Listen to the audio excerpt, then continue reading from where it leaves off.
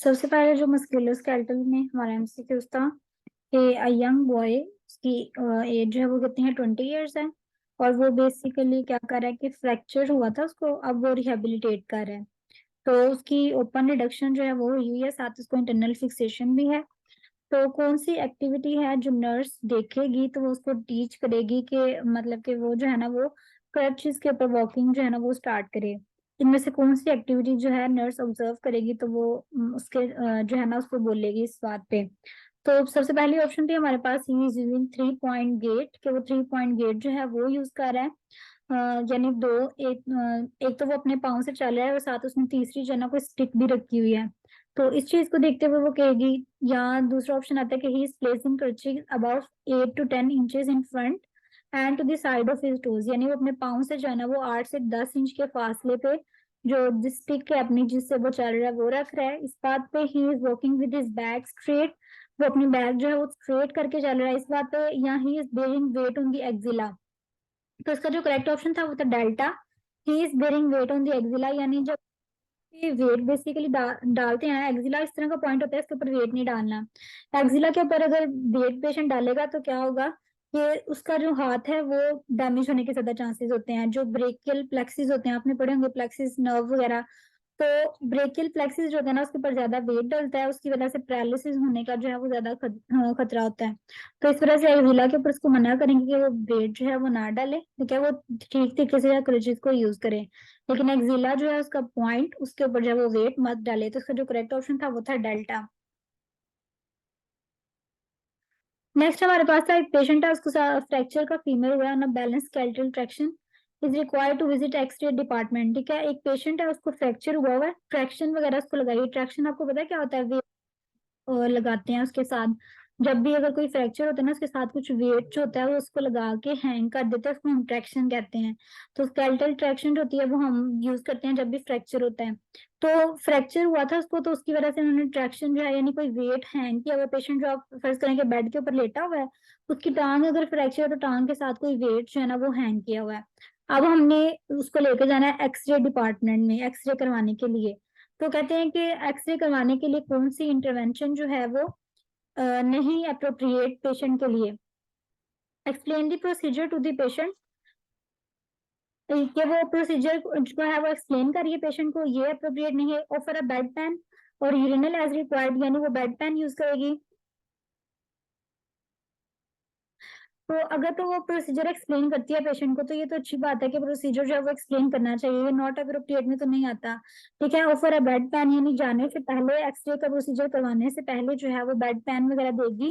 यानी अगर पेशेंट जो है उसने फ्री होना तो वो फ्री होकर तो फिर जो है वो एक्सरे डिपार्टमेंट में जाए। Administer pain medication, pain medication भी इसको पहले से दे दी जाती है ताकि उसको अगर पेन वगैरह हो रही है तो वो रिलीव हो जाए। Remove weight off the traction before transferring to radiology department, इसका ऑप्शन डेल्टा है। वेट जो होता है, जो ट्रैक्शन के साथ हमने वेट लगाया था ना वो हम नहीं उतारते अनटिल अनलेस के फिजिशियन ऑर्डर ना दे या फिजिशियन की तरफ से रिटर्न स्टेटमेंट ना आ जाए, तब तक हम जो है वो ट्रैक्शन के साथ वेट नहीं उतारते। तो वेट ऑफ द ट्रैक्शन को जो है हम रिमूव नहीं कर सकते। अगर नर्स वैसे ही इसको रिमूव करे तो ये इनएप्रोप्रिएट जो है वो नर्स का एक्शन हो जाएगा।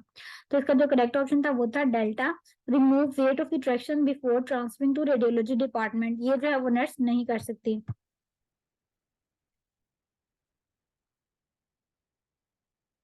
उसके बाद आता है हमारे पास, अ लॉन्ग आर्म कास्ट थी has been applied to 80 year old lady. एक लेडी थी ओल्ड, उसको फ्रैक्चर हुआ, उसको हमने जो थी वो कास्ट जो थी वो अप्लाई कर दी। ऊपर हमने ट्रैक्शन पढ़ा था, ट्रैक्शन होता है वेट अप्लाई करना। अब हमने पढ़ा है उसको कास्ट, किसी को कास्ट जो है यानी वो जो है वो हम आर्म के बैंडेजेस वो जो है वो करते हैं। ठीक है, अब जब कास्ट को लगाते हैं ना तो उसके नीचे एक लिक्विड टाइप जेल होती है वो हम लगाते हैं। तो वो कह रहे हैं कि जब कास्ट ड्राई हो रही है तो कौन सी असेसमेंट इस तरह की है कि नर्स जब वो देखेगी तो उसको फौरन फिजिशियन को जो है वो इन्फॉर्म करना चाहिए। तो वो कौन सी है? Mild oedema of the fingers. ठीक है, तो mild oedema of the finger जो है ना वो कहते हैं कॉमन होता है। जब भी कास्ट वगैरह लगाते हैं ना तो उसके बाद एडिमा जो है वो हो जाता है फिंगर्स पे ना। तो ये एक कॉमन जो है वो मैनिफेस्टेशन है, इसके ऊपर जो है वो इतना वो होने की जरूरत नहीं है, ठीक है। उसके बाद है pain on the movement of the finger, जब वो अपनी फिंगर्स को जो है वो मूव करेंगे तो उसको जो है वो थोड़ी पेन फील होगी। तो पेन भी जो होती है वो सीवियर पेन जो होती है वो ज्यादा मतलब इंडिकेशन होती है कि हमें इस बताने की जरूरत है। जो माइल्ड पेन होती है, तो माइल्ड पेन जो है वो नॉर्मल एक प्रोसीजर है कि कास्ट के बाद थोड़ी सी पेन भी होती है। Capillary refill time greater than 3 second, तो ये एक ऐसी चीज है जिसके लिए जो है वो उसको वाकई बताने की जरूरत है, क्योंकि इसका मतलब ये है कि जो वेसल्स हैं वो कॉम्प्रोमाइज हो रही हैं, ठीक है। जो कास्ट का प्रेशर पड़ रहा है उसकी वजह से वेसल्स जो है वो कॉम्प्रोमाइज हो रही हैं, और कैपिलरी का रिफिल टाइम जो कि 2 सेकंड तक मैक्सिमम होना चाहिए था, वो 3 सेकंड से भी ज्यादा जो है वो हो रहा है। तो ये एक इस तरह की चीज है जो कि पेशेंट जो है उसको नर्स को बताने की जरूरत है कि वो फिजिशियन को फौरन इन्फॉर्म करेगा इसका जो कैपिलरी रिफिल टाइम है वो 3 सेकंड से ज्यादा हो गया है। शायद कास्ट जो है वो फ्रैक्चर, जो वो फ्रैक्चर वाला एरिया उसके ऊपर कास्ट जोर से अप्लाई की गई है, तो इस वजह से capillary refill greater than 3 second है, तो उसको फौरन इन्फॉर्म करना है फिजिशियन को। और पेशेंट कंप्लेन्स ऑफ कोल्ड, तो पेशेंट जो होते हैं वो वैसे भी ये जो फोर्थ वन वाला ऑप्शन है, क्योंकि वो ओल्ड लेडी है ना, 80 ईयर्स जो थी वो ओल्ड थी, तो उनके अंदर जो हीट का लॉस का मैकेनिज्म होता है एवापोरेशन के जरिए, तो ये भी नॉर्मल होता है, इसको रिपोर्ट करने की जरूरत नहीं है। तो जो करेक्ट ऑप्शन था वो था Charlie, capillary refill greater than 3 seconds. A few hours after a long leg cast applied, the patient complains of tingling sensation in her casted leg and foot. यानी जब कास्ट अप्लाई की है fracture वाले area पे tingling sensation जो है वो हो रही है। Which of the following action the nurse should take, तो जो सबसे बेस्ट ऑप्शन है कि वो रीअश्योर करवाए पेशेंट को कि ये फीलिंग्स होती हैं, कॉमन होती है, तो ये ऐसी बात नहीं है, टिंगलिंग वगैरह जो होती है वो कॉमन नहीं होती, ठीक है। क्योंकि टिंगलिंग सेंसेशन जो होता है उसका मतलब ये है कि आपकी जो कास्ट है वो ठीक तरीके से नहीं टाई की गई और न्यूरोवेस्कुलर कॉम्प्रोमाइज जो है वो स्टार्ट हो गया है। तो ये एक अनयूजुअल जो है ये एक यूजुअल सिम्टम नहीं है, इसकी वजह से फॉरेन फिजिशियन को इन्फॉर्म करना हमने ऊपर भी पढ़ा है। दूसरा उन्होंने बीटा बताया कि elevated the casted leg over a pillow, तो इस तरह करने से भी कोई फर्क नहीं पड़ता। Instruct the patient to exercise her fingers to increase circulation, कहते हैं कि वो आप पेशेंट को कहें कि वो अपनी फिंगर्स को जो है वो एक्सरसाइज करवाए ताकि सर्कुलेशन इंक्रीज हो, तो इससे भी जो है वो कोई इतना ज्यादा इफेक्टिव जो है वो ये प्रोसीजर नहीं है। टिंगलिंग वगैरह को कोई फर्क नहीं पड़ता इससे। इन्फॉर्म दी फिजिशियन जो है इसका करेक्ट ऑप्शन है कि फौरन से जो है वो फिजिशियन को इन्फॉर्म करेगी। उसके बाद विच of the following mechanism is involve in the development of gout, gout की जो डेवलपमेंट है उसकी पैथोलॉजी आपने पढ़ी है, तो उसमें कौन सा मैकेनिज्म जो है वो इन्वॉल्व होता है। तो इंक्रीज यूरिन सिंथेसिस, ये जो जब आपने गाउट की पैथोलॉजी पढ़नी है तो उसमें आपने एक साइकिल ड्रॉ करना है। तो वो साइकिल आपने पढ़ा होगा कि प्यूरिन जो होती है हमारी बॉडी के अंदर, ठीक है, प्यूरिन जब ज्यादा हो जाती है तो क्या होता है, प्यूरिन हाइपोजेंथीन में कन्वर्ट होती है, हाइपोजेंथीन आगे से जेंथीन में कन्वर्ट होती है। जेंथीन जो होती है वो हमारे प्लाज्मा यूरिक एसिड का पार्ट बनाती है, ठीक है। प्लाज्मा यूरिक एसिड जो होते हैं अगर अकोमुलेट होना शुरू हो जाते हैं, जेंथीन ऑक्सीडेज एंजाइम होता है वो एब्सेंट होता है, उसकी वजह से क्या होता है कि जो प्लाज्मा यूरिक एसिड होता है वो अकोमुलेट होना शुरू हो जाता है, यूरेट के क्रिस्टल्स बन जाते हैं, ठीक है। वो यूरेट के क्रिस्टल्स जब इकट्ठा होना शुरू होते हैं तो गाउट की कंडीशन जो है वो बन जाती है। तो मैकेनिज्म जो था ये इसकी पैथोलॉजी थी, ठीक है, गाउट की, ये आपने पढ़ी है अभी पैथोफिजियोलॉजी में भी कि गाउट जो है वो किस तरह से बेसिकली डेवलप होता है। सबसे पहले प्यूरिन होता है, हाइपोजेंथीन होता है, आपको ये इसकी पैथोलॉजी जो है ना वो आनी चाहिए, ये इंपॉर्टेंट है पैथोलॉजी जो है गाउट की। अ, तो ये जो है ना आपने अगर की है तो वेल एंड गुड, लेकिन अगर नहीं की तो आप एक दफा इसको जो है ना वो देख लें।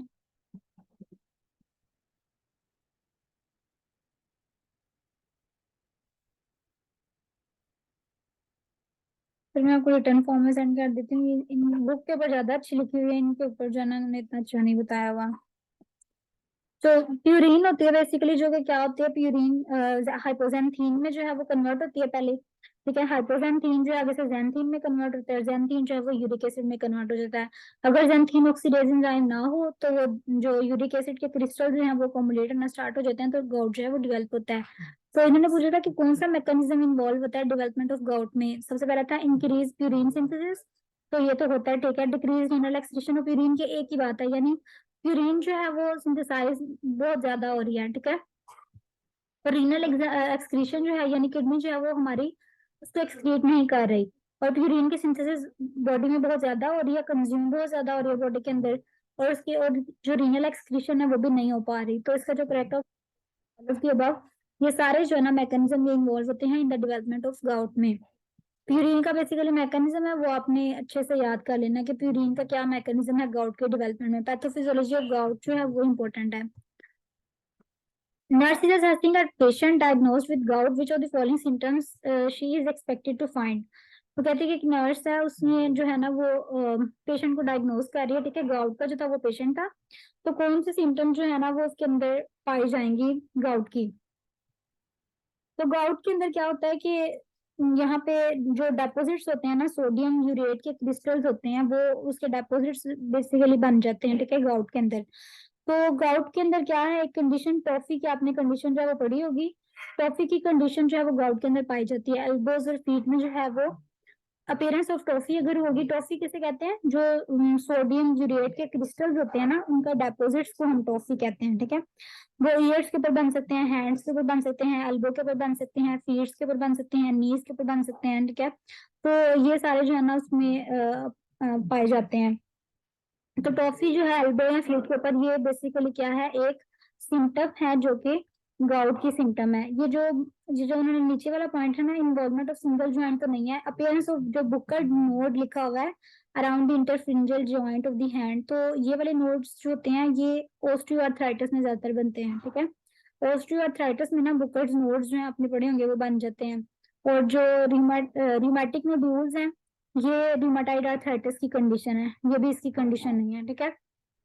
तो जो इसका करेक्ट ऑप्शन था वो क्या था, अपीयरेंस ऑफ टॉफी, टॉफी नहीं तो सोडियम यूरेट के crystals on the elbow and feet, ये जो है वो सिम्टम है गाउट की। Appearance of toffee on the elbow and feet, toffee क्या है, सोडियम यूरेट के क्रिस्टल्स उनके डेपोजिट्स हैं। उसके बाद है patient with an acute attack of gout has been prescribed colchicine 1 gram orally followed by 0.25 milligram 1 to 3 hours till pain is relieved by diarrhea start। कोल्किनीन जो है वो रिलीव करता है पेन को एक्यूट गाउट में। ये जो गाउट की मैनेजमेंट है ना उसमें आना था कि गाउट की मैनेजमेंट अगर कोल्किनीन के जरिए हम कर रहे हैं तो वो कैसे कर रहे हैं ना, उसको रिलीव कैसे कर रहे हैं पेन को। तो कोल्किनीन जो होता है वो एक मेडिसिन है जो कि क्या करते हैं, इन्फ्लेमेशन को रिड्यूस कर देती है। सीवियर इन्फ्लेमेशन जो होती है उसको रिलीव कर देती है। आपने इसका साइकिल पढ़ा होगा कि जो ग्रेनुलोसाइट सारे होते हैं वो क्या करते हैं, माइग्रेट कर जाते हैं जो भी इन्फ्लेम जॉइंट होता है उसकी तरफ, उस वहां पे जाके क्या करते हैं, जो इन्फ्लेमेशन होती है ना उसको इंटरप्ट कर देते हैं, यानी इन्फ्लेमेशन को रोक देते हैं।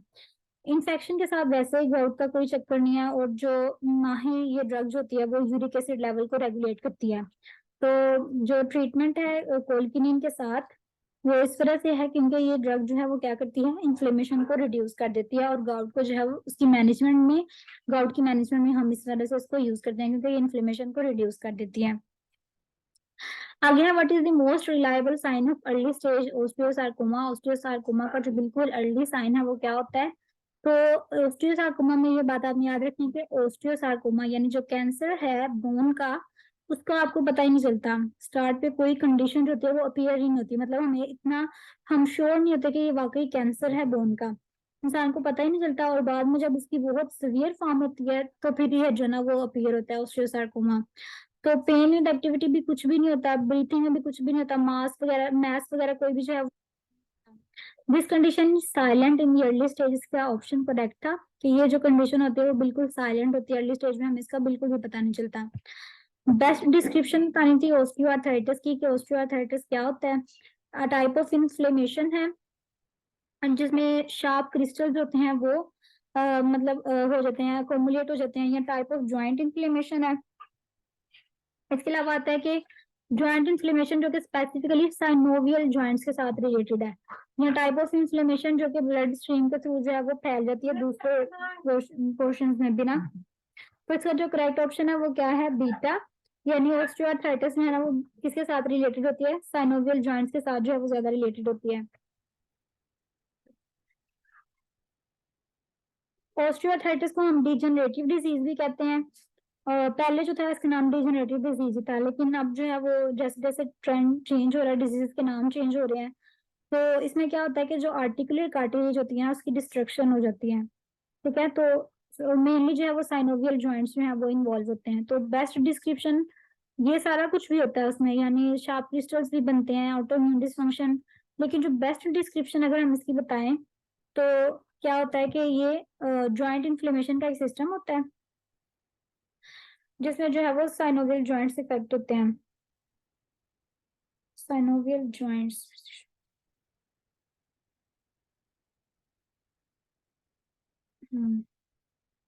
40 हो रही है।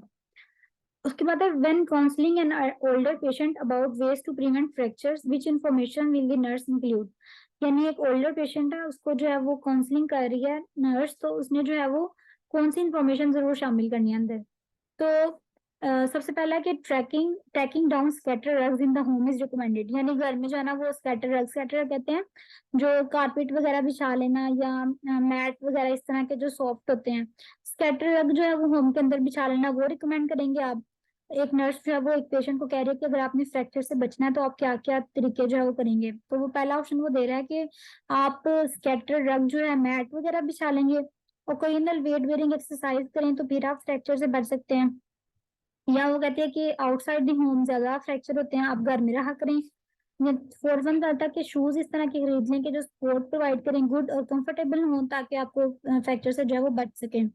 तो स्कैटर रग वगैरह यानी मैट वगैरह बिछाने से तो कोई इतना फर्क नहीं पड़ता, ओकेजनल वेट बेरिंग एक्सरसाइज से कोई फर्क नहीं पड़ता। या तो आप रेगुलर वेट बेरिंग एक्सरसाइज करें ताकि आपकी बॉडी का स्टेमिना जो है वो वाकई इंक्रीज हो, तो कुछ जो है वो इफेक्टिव हो ये भी चीज। ठीक है। Most fall happen outside the home, तो आप घर से बाहर जाने को भी जो है वो मतलब नहीं है फिजिबल कि आप बिल्कुल भी ना जाएं, घर से बाहर तो जाना पड़ जाता है। तो most fall happen outside the home, तो ये भी काम सही नहीं है। तो फोर्थ वन वाला था कि आप इस तरह के शूज ले लें जो कि गुड सपोर्ट और कंफर्ट प्रोवाइड करें ताकि आप फॉल से बच सकें। जब आप फॉल से बचेंगे तो ऑटोमेटिकली आप फ्रैक्चर से भी बच सकते हैं। तो जो इसका बेस्ट ऑप्शन था वो क्या था कि शूज आपने इस तरह के ले लिए हैं जो कि गुड सपोर्ट और कंफर्टेबल हो और जो आपको फॉल से बचा लें। ठीक है। और उसकी वजह से आप फ्रैक्चर से भी क्या कर सकते हैं, बच सकते हैं। नेक्स्ट हमारे पास था कि रूमेटॉइड आर्थराइटिस का था। रूमेटॉइड आर्थराइटिस आपको पता है कि इन्फ्लेमेटरी कंडीशन है, ये सिंपल सा एमसीक्यू था कि इन्फ्लेमेटरी कंडीशन होती है जॉइंट्स की, उसको हम कहते हैं कि ये रूमेटॉइड आर्थराइटिस है। और इसके अलावा रूमेटॉइड आर्थराइटिस जो है वो इसके अंदर बॉडी का जो इम्यून सिस्टम होता है वो बेसिकली हमारी बॉडी के जो जॉइंट्स होते हैं, दूसरे ऑर्गन्स होते हैं, उनको क्या करते हैं। और बाद में जो हमारा इम्यून सिस्टम होता है वो क्या करता है, इन्फ्लेमेशन कॉज करता है, और हमारे जॉइंट्स होते हैं वो इन्फ्लेम्ड हो जाते हैं, और अगर परसिस्टेंट रहे ये इन्फ्लेमेशन तो उसकी वजह से जॉइंट्स वगैरह डैमेज भी हो जाते हैं। तो इम्यून सिस्टम का ज्यादा रोल होता है इसके अंदर, रूमेटॉइड आर्थराइटिस के अंदर। विच of the following statement about osteoarthritis is true. Osteoarthritis के बारे में कौन सा स्टेटमेंट जो है वो ट्रू है। ऑस्टियोआर्थराइटिस जो है वो कहते हैं rare form of arthritis commonly affecting younger women. या osteoarthritis is a slowly progressive non inflammatory disorder of synovial joint. ठीक है, तो आपने वो वाली स्टेटमेंट बतानी है जो ट्रू है। तो osteoarthritis damage the multiple joints of the body. अब मतलब में देखने में तो ये सारी चीजें जो है वो ठीक लग रही है, लेकिन जो इसका करेक्ट ऑप्शन था वो था बीटा। जो ऑस्टियोआर्थराइटिस होती है ना वो स्लोली प्रोग्रेसिव होती है। ठीक है, ये रेयर फॉर्म नहीं है, ये बहुत कॉमन फॉर्म है। पहली ऑप्शन तो इस तरह से गलत होगी ना, क्योंकि ऑस्टियोआर्थराइटिस रेयर फॉर्म नहीं है, कॉमन फॉर्म है आर्थराइटिस की, जो कि यंगर वुमेन को सब अफेक्ट कर सकती है। लेकिन ये कॉमन फॉर्म है, रेयर फॉर्म नहीं है।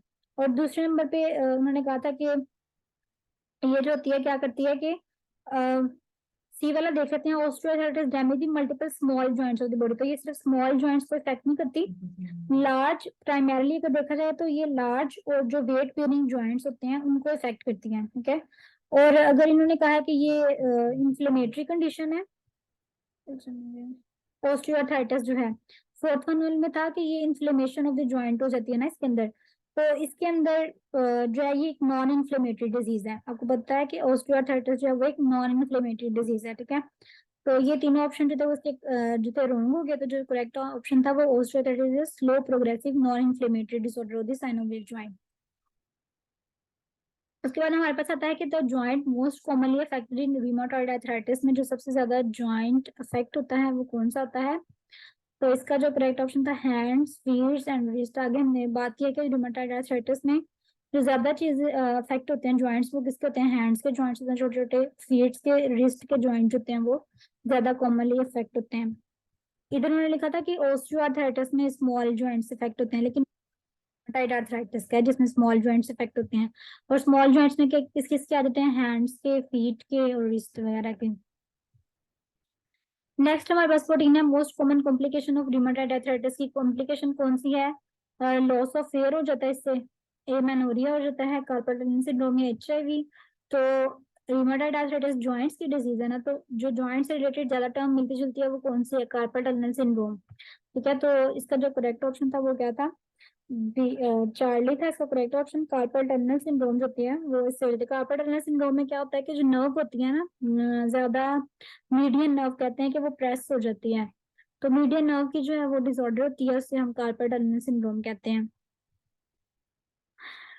Eight what age do you have the most bone density, आपकी सबसे ज्यादा बोन की डेंसिटी किस एज में होती है। तो कहते हैं कि 30s की एज में जब इंसान होता है तो उसकी सबसे ज्यादा डेंसिटी जो होती है ना बोन की, वो उस एज में होती है। डेवलपमेंट जो होती है उसकी डेवलपमेंटल माइलस्टोन के अपने पीक पे होता है, और उसकी बोन की जो डेंसिटी होती है वो सबसे ज्यादा होती है 30s के अंदर। नेक्स्ट हमारे पास 16 है कि नर्स जो है वो असेस कर रही है पेशेंट को जिसको ज्वाइंट की पेन हो रही थी, कौन सी जो डायग्नोसिस है वो वाकई ही डिटेक्ट करेगी कि पेशेंट जो है वो ऑस्टियोआर्थराइटिस का पेशेंट है। तो इसका जो करेक्ट ऑप्शन हमारे पास जो ऑप्शन थे वो कौन कौन से थे, फीवर है, मलेरिया है, टेंडर swollen जॉइंट्स है, मॉर्निंग स्टिफनेस हो जाती है उसको जो कि 30 मिनट्स के अंदर रिजॉल्व हो जाती है, और मेंटेनिंग मॉर्निंग स्टिफनेस हो जाती है जो कि बहुत ज्यादा 1 घंटे तक रहती है। तो जो है ऑस्टियोआर्थराइटिस जो है, इसमें क्या होता है कि इसकी एक कह लें कि कॉमन सिम्टम है, बल्कि इसको आइडेंटिफाई करने के लिए जो है ना जॉइंट स्टिफनेस तो होती है। ठीक है, और इसमें जो स्टिफनेस होती है वो क्या होती है, मॉर्निंग स्टिफनेस होती है जो कि 30 मिनट के अंदर अंदर रिजॉल्व हो जाती है। जब भी आप एक्टिविटी करते हैं ना तो 30 मिनट के अंदर अंदर वो रिजॉल्व हो जाती है। ऑस्टियोआर्थराइटिस को डिटेक्ट करने के लिए ये एक मैनिफेस्टेशन है कि अगर आप सुबह उठते हैं और आपके जो जॉइंट्स हैं वो स्टिफ हुए हैं, ठीक है, 30 मिनट्स के अंदर आपने कोई एक्टिविटी की और वो दोबारा से सही हो गया काम, तो वो आपको ऑस्टियोआर्थराइटिस की प्रॉब्लम जो है वो है। फीवर मलेरिया जो है वो इतने मतलब नहीं होते, ये तो रूमेटॉइड आर्थराइटिस की कंडीशन हो सकती है लेकिन इसकी नहीं हो सकती। ठीक है, और मोर देन वन और भी नहीं रहते, बस इसके है कि 30 मिनट्स के अंदर अंदर अगर आप एक्टिविटी करते हैं रिजॉल्व हो जाती है और मॉर्निंग स्टिफनेस है तो वो आपकी ऑस्टियोआर्थराइटिस की कंडीशन है। नेक्स्ट हमारे पास 17 ऑप्शन था कि during assessment of a patient sign of osteoarthritis is noted which of the following indicates osteoarthritis. जब आपने असेसमेंट किया तो ऑस्टियोआर्थराइटिस का साइन नोट हुआ है, तो कौन सी जो फाइंडिंग है वो वाकई डिटेक्ट करेगी कि इस पेशेंट को जो है वो ऑस्टियोआर्थराइटिस की कंडीशन है। तो सिमेट्रिकल इन्वॉल्वमेंट ऑफ मेटाकार्पोफिलेंजियल जॉइंट्स, इसके अंदर इन्वॉल्व है, यहाँ जॉइंट में पेन बहुत ज्यादा होती है। ऑस्टियोआर्थराइटिस की जो सबसे जिसमें कहते हैं इसका साइन ऑफ आइडेंटिफिकेशन ये है कि हबर्डन नोड्स होते हैं वो इसके अंदर प्रेजेंट होते हैं। मैंने क्या बताया कि हबर्डन नोड्स जो हैं वो किसमें प्रेजेंट होते हैं, ऑस्टियोआर्थराइटिस में। एक बुकर्ड नोड का आपको बताया, ठीक है, वो ज्यादातर ऑस्टियोआर्थराइटिस में होते हैं, और एक हबर्डन नोड्स हैं जो कि ऑस्टियोआर्थराइटिस के अंदर जो है वो प्रेजेंट होते हैं। इसका करेक्टरिस्टिक साइन होता है। और इसके अंदर जो है, और आपने ये भी याद रखना ये इंटरफेरेंजियल जॉइंट्स पे प्रेजेंट होते हैं। जो आपको आगे बताया गया बुकर्ड नोड्स वो इंटरफेरेंजियल जॉइंट्स पे प्रेजेंट नहीं होते, वो जो होते हैं वो डिस्टल या प्रोक्सिमल इंटरफेरेंजियल जॉइंट्स के ऊपर प्रेजेंट होते हैं। तो इसमें आपने बस हेबर्डन नोड जो है वो पॉइंट एक याद रख लेना कि ऑस्टियोआर्थराइटिस के अंदर जो वो हेबर्डन नोड्स प्रेजेंट होते हैं, यहाँ एक बुकर्ड नोड जो है वो प्रेजेंट होते हैं, दो नोड्स हैं वो ऑस्टियोआर्थराइटिस के अंदर प्रेजेंट होते हैं। उसके बाद है कि nurse is reviewing the finding of a synovial fluid analysis of a patient जो कंप्लेन कर रहा है कि मेरी लेफ्ट नी में जो है ना वो बहुत ज्यादा पेन है। तो वो कहता है कि विच of the following suggest osteoarthritis, इसमें से कौन सी कंडीशन जो है वो सजेस्ट करेगी कि उसको वाकई ऑस्टियोआर्थराइटिस की कंडीशन है। तो ऑस्टियोआर्थराइटिस में आपको पता है कि जो कलर होता है ना साइनोवियल फ्लूइड का वो चेंज हो जाता है। ऑस्टियोआर्थराइटिस में जो साइनोवियल फ्लूइड का जब हम एनालिसिस करते हैं ना तो येलो कलर का जो फ्लूइड होता है ना वो नजर आता है, उसके अंदर इन्फ्लेमेशन वगैरह का साइन नजर नहीं आता, लेकिन ये कि येलो कलर का साइनोवियल फ्लूइड नजर आता है। और ये जो ग्रे कलर का साइनोवियल फ्लूइड होता है ना ये इन्फेक्शन की कंडीशन में ज्यादातर होता है। ग्रे कलर का फ्लूइड हो या वाइट ब्लड सेल्स, क्योंकि उसके अंदर ना वाइट ब्लड सेल्स होते हैं वो ज्यादा हुए होते हैं, कहते हैं कि 25,000 पर माइक्रोलीटर से अबव जो है वो WBC का काउंट हुआ होता है। तो ये इन्फेक्शन के केस में था, जिस तरह की आर्थराइटिस की कंडीशन होते हैं इस तरह की कोई कंडीशन हो। ठीक है, ये सारी कंडीशन उनकी थी। जो करेक्ट आंसर था वो ये था कि clear yellow coloured synovial fluid. जो बाकी कंडीशन है वो इन्फेक्शन की कंडीशन है, तो इन्फेक्शन में होता है ग्रे कलर हो जाता है, नॉर्मल काउंट ग्लूकोज का काउंट जो होता है वो लो हो जाता है, और WBC जो होते हैं वो ज्यादा हो जाते हैं। तो ये सारा कुछ इन्फेक्शन में होता है। इन्फेक्शन की कंडीशन आपको पता है आर्थराइटिस की कंडीशन है, कोई भी सेप्टिक आर्थराइटिस है, रिमोटाइड आर्थराइटिस है, उसकी कंडीशन आप ले सकते हैं। ठीक है, हम ऑस्टियोआर्थराइटिस की बात करें तो उसमें जो है वो clear yellow colour synovial fluid जो है वो देता है। Next, which of the following factors are associated with the development of idiopathic osteoarthritis? Idiopathic osteoarthritis का दूसरा नाम आपने पढ़ा होगा कि प्राइमरी ऑस्टियोआर्थराइटिस भी इसको कहते हैं। तो प्राइमरी जो ऑस्टियोआर्थराइटिस है उसके अंदर कौन कौन सी चीजें जो है वो इन्वॉल्व होती हैं, कौन कौन से फैक्टर्स जो है वो रिस्पॉन्सिबल होते हैं। इसमें जो है उन्होंने बताया है कि इंक्रीज एज, स्ट्रेनस एक्सरसाइज या ओबेसिटी। तो एक्सरसाइज से जो है वो ऑस्टियोआर्थराइटिस नहीं होता प्राइमरी जो है। इंक्रीज एज है, एक्सरसाइज नहीं कर रहे, और लैक ऑफ एस्ट्रोजन, एस्ट्रोजन की कमी की वजह से भी जो है वो आर्थराइटिस की कंडीशन हो जाती है, तभी तो वुमेन को ज्यादा इफेक्ट करती है ये। ट्रॉमा, ओबेसिटी या इंक्रीज एज या कॉन्जेनिटल स्केलेटल डिफॉर्मिटी। आपने प्राइमरी आर्थराइटिस पढ़ा होगा और सेकेंडरी आर्थराइटिस पढ़ा होगा। तो जो प्राइमरी आर्थराइटिस होता है ना, उसको हम जो है वो इडियोपैथिक आर्थराइटिस कहते हैं। इडियोपैथिक ऑस्टियोआर्थराइटिस को हम प्राइमरी ऑस्टियोआर्थराइटिस कहते हैं। इसके जो फैक्टर्स होते हैं वो कौन से होते हैं कि एज जिसको बहुत ज्यादा इफेक्ट करती है, एक्सरसाइज इफेक्ट करती है, एस्ट्रोजन वगैरह का लेवल जो है वो इफेक्ट करता है। ठीक है, और जो ज्यादा स्ट्रेनस एक्सरसाइज वाला जो हमने पढ़ा ना ऊपर वाला पॉइंट, ये स्ट्रेनस एक्सरसाइजेस वगैरह या कोई ट्रोमा वगैरह या कोई स्केलेटल की डिफॉर्मिटी हो गई है, तो ये सारी सेकेंडरी ऑस्टियोआर्थराइटिस की जो है वो रिस्क फैक्टर्स हैं, प्राइमरी के नहीं है। ठीक है, जो प्राइमरी का था वो यही था कि एज इंक्रीज हो जाती है एक्सरसाइज की वजह से या लैक ऑफ एस्ट्रोजन की वजह से जो प्राइमरी ऑस्टियोआर्थराइटिस हो सकता है। उसके बाद तक कि patient who has been diagnosed with osteoarthritis, उसको नीज का कोई मसला हुआ है तो वो कहता है कि वो नर्स से पूछता है कि मेरी नीज को क्या हुआ है ना, तो नर्स जो है वो अप्रोप्रिएट रिस्पॉन्स क्या देगी। उसको ऑस्टियोआर्थराइटिस की कंडीशन पहले से है, ठीक है, तो उसको नीज की प्रॉब्लम हो रही है, तो नर्स क्या कहेगी ऑस्टियोआर्थराइटिस की कंडीशन में कि उसकी नीज को क्या हुआ है। तो पहले है कि you have infection in your knees, your right knee has been shorter than the left, your weight bearing joints are damage या beside the knee many organs of your body are inflamed. तो हमने पढ़ा कि osteoarthritis जो है वो एक non inflammatory disease है, जॉइंट्स की जो है वो नॉन इन्फ्लेमेटरी डिजीज है, इसमें इन्फ्लेमेशन नहीं होती। ठीक है, और ये किसको इफेक्ट करती है, वेट बेरिंग जॉइंट्स को इफेक्ट करती है, ये भी हमने पढ़ा है। ऑस्टियोआर्थराइटिस नॉन इन्फ्लेमेटरी डिजीज है और वेट बेरिंग जॉइंट्स को जो है वो इफेक्ट करती है, इन्फेक्शन की वजह से ये नहीं होती। ठीक है, तो जितनी भी नॉन इन्फ्लेमेटरी चेंजेस होती हैं ऑस्टियोआर्थराइटिस की, उसकी वजह से आर्टिकुलर चेंजेस आती हैं। ठीक है, जॉइंट स्पेसेस नैरो हो जाती हैं। तो इसका जो करेक्ट ऑप्शन था वो क्या आता है हमारे पास, चार्ली के वेट बेरिंग जॉइंट्स हैं आपके डैमेज हो गए हुए हैं, ऑस्टियोआर्थराइटिस की कंडीशन प्रेजेंट है, तो वेट बेरिंग जॉइंट्स हैं वो आपके डैमेज हो चुके हुए हैं। तो इन्फेक्शन नहीं है, इन्फ्लेमेशन या नॉन इन्फ्लेमेटरी डिजीज है, तो सिंपल सा था इसका जो करेक्ट ऑप्शन था वो था चार्ली, जो weight bearing joints are damaged. ठीक है, तो ये आपका इसका क्विज था। और इसके अलावा जो आपके एससीक्यूज थे,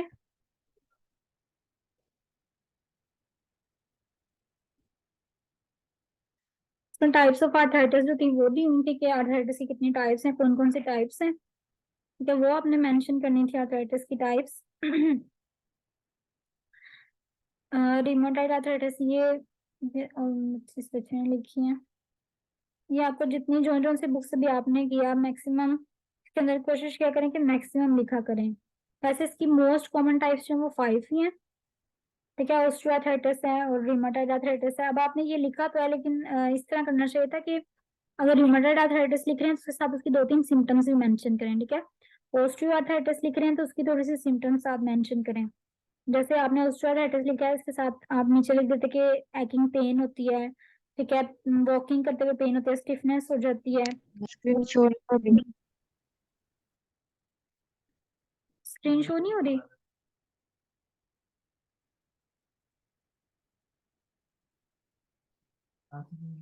स्क्रीन शो हो रही है कि नहीं हो रही? और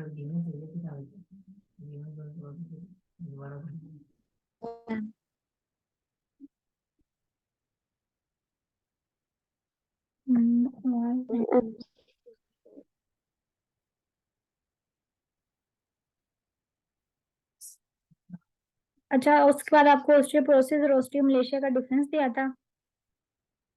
तो इनमें जो जितने भी डिफरेंसेस उनमें सबसे इम्पोर्टेंट डिफरेंस यही था कि जो ऑस्टियोपोरोसिस होता है उसमें बोन मास होता है वो डिक्रीज हो जाता है, लेकिन जो रेशियो होती है ना बोन मिनरल की और बोन का जो मैट्रिक्स होता है उसकी वो तकरीबन नॉर्मल होती है। लेकिन जो ऑस्टियोमलेशिया होता है उसमें जो ये रेशियो होती है ना वो बहुत ज्यादा लो हो जाती है, यानी जो बोन मिनरल की रेशियो होती है ना बोन मैट्रिक्स की निस्बत वो बहुत ज्यादा कम हो जाती है। तो ऑस्टियोप्रोसिस और ऑस्टियोमलेशिया का ये तो डिफरेंस था, ये इसी वजह से देता है, आप इसको ना कंफ्यूज ना करें इस टर्म को। तो फ्रैक्चर्स की टाइप्स थी, ओपन फ्रैक्चर, क्लोज फ्रैक्चर, बहुत ज्यादा टाइप्स हैं फ्रैक्चर की, आपको मैक्सिमम जितनी आती है वो आपने मेंशन करनी है। 10-12 टाइप्स जो है वो कोशिश करनी है कि आप जो है वो मेंशन करें, ठीक है। फ्रैक्चर का टॉपिक जो है ना वो बहुत इंपॉर्टेंट है। मैंने बाद में देखा था इसको, फ्रैक्चर की टाइप्स होती है वो काफी दफा फ्रैक्चर में से क्वेश्चन आया हुआ है। या तो आपको मैक्सिमम जितनी याद हो सके, यहाँ पे एक पिक्चर थी उसमें काफी ज्यादा उन्होंने टाइप्स होती हैं वो डिफाइन बताई हुई थी, तो इनमें से आपको जितनी भी याद हो सके आपने वो देख लेनी है। फिर जैसे ये है, और अगर हो सके तो उनकी पिक्चर्स भी साथ देख लें कि नॉर्मल पिक्चर बहुत इजी है। जस्ट आपने ये बताना है कि ट्रांसफर में सीधा होगा, ऑब्लिक में थोड़ा टेढ़ा है, स्पाइरल में स्पाइरल की तरह का है, ठीक है। मैम एमसीक्यूज की स्क्रीन शो हो रही है। स्क्रीन शेयर नहीं हो रही? एमसीक्यूज शो हो रहे हैं। एक मिनट। नहीं नहीं, मैं तो आपको टाइप्स दिखा रही हूँ। एक मिनट, अब देखें, अब शो हो रही है। यस मैम, अब हुई। ठीक है जी। ये फ्रैक्चर की टाइप्स जब आपने मेंशन करनी है तो मैं ये बता रही थी कि इसके साथ आपने कोशिश करनी है ये डायग्राम साथ ड्रॉ करें, ठीक है। 2 मिनट में आपने प्रैक्टिस कर लेनी है इसकी, ये बहुत इजी है। सिर्फ ये है कि आपने डायग्राम जरूर साथ ड्रॉ करनी है, आपने लिखा होगा है वो ठीक है, लेकिन साथ अगर आप डायग्राम ड्रॉ करेंगे तो इससे जो है वो एक अच्छा इम्पैक्ट आता है, ठीक है। जब आपने टाइप सीखने है इसके साथ आपने डायग्राम जरूर ड्रॉ करनी है फ्रैक्चर की। और उसके बाद जो था वो हमारे पास एक क्वेश्चन ये हो गया, टाइप्स ऑफ आर्थराइटिस और ओस्टियोपोरोसिस और ओस्टियोमलेशिया का डिफरेंस हो गया, ठीक है। आर्थराइटिस की टाइप्स आपने एक दफा देख लेनी है क्योंकि और भी हैं काफी ज्यादा ना आर्थराइटिस की टाइप्स, 5 तो तकरीबन कोशिश करें कि 5 जो है ना वो जरूर लिखें, ठीक है। ओस्टियोआर्थराइटिस, रूमेटॉइड आर्थराइटिस, ठीक है, गाउट है, फाइब्रोमाइल्जिया और चाइल्डहुड आर्थराइटिस, ये मैं आपको बताती हूँ। तो 5 जो है ना इसकी टाइप्स आपने जरूर मेंशन करनी है, ठीक है। तो इसको आप बाकी आपने जो लिखा है वो ठीक है तकरीबन सब बच्चों का जिन्होंने मेंशन किया हुआ है। और ये जो टॉपिक मैंने जिस इसमें से एमसीक्यूज में आया ना, ये टॉपिक्स जो थे वो यूएचएस के थे, इसमें से ही ज्यादा क्वेश्चन जो थे वो आए हुए थे, ठीक है। और ये गाउट है, ठीक है। कोशिश किया करें इंटरनेट से हेल्प लें, जो चीज़ आपको कहीं से भी नहीं मिल रही, फोर्थ से नहीं मिल रही, रोबिन से नहीं मिल रही, नामदानिश से नहीं मिल रही, तो वो नेट से जो वो ले लिया करें। तो 5 कॉमन टाइप्स हैं आर्थराइटिस की, वो आपने मेंशन करनी है। ऑस्टियोआर्थराइटिस है, रूमेटॉइड आर्थराइटिस है, गाउट है, फाइब्रोमाइल्जिया है, और जो चिल्ड्रन के अंदर आर्थराइटिस होता है वो है, ठीक है।